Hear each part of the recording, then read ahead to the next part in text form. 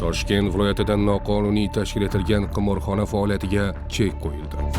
Davlat rahbarining respublika mahallalarida xavfsiz muhitni yaratish yo'nalishida yaxlit manzilli ishlash tizimini joriy etishga qaratilgan qo'shimcha chora-tadbirlar to'g'risida qarorida belgilab berilgan vazifalarni amalga oshirish maqsadida huquqni muhofaza qilish organlarining hamkorlikdagi faoliyati yo'lga qo'yildi. Xususan, Toshkent viloyati Ichki ishlar bosh boshqarmasi hamda Davlat xavfsizlik xizmati tezkor xodimlari tomonidan Toshkent viloyatining Chinoz tumanida o'tkazilgan tezkor qidiruv tadbirida noqonuniy tashkil etilgan qimorxona faoliyati fosh etildi. Aniqlanishicha, 1967-yilda tug'ilgan shaxs o'zining yashash xonadonida moddiy manfaat evaziga 10 nafar fuqarolar ishtirokida noqonuniy qimor o'yinlarini tashkil etib kelgan. Tezkor qidiruv tadbirlari natijasida shu xonadonda qimor o'yiniga tikib o'ynalayotgan jami 140 million so'm pullar ashyoviy dalil sifatida rasmiylashtirilib olindi.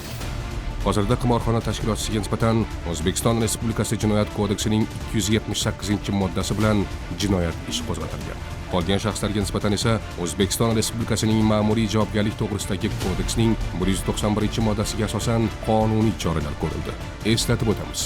Qimor va tavakkalchilikka asoslangan boshqa o'yinlarni qonunga xilof ravishda tashkil etish yoki o'tkazish, shu jumladan ana shunday o'yinlar uchun qimorxonalar tashkil etish yoki ularni saqlash 7 yilgacha ozodlikdan mahrum qilish bilan jazolanadi.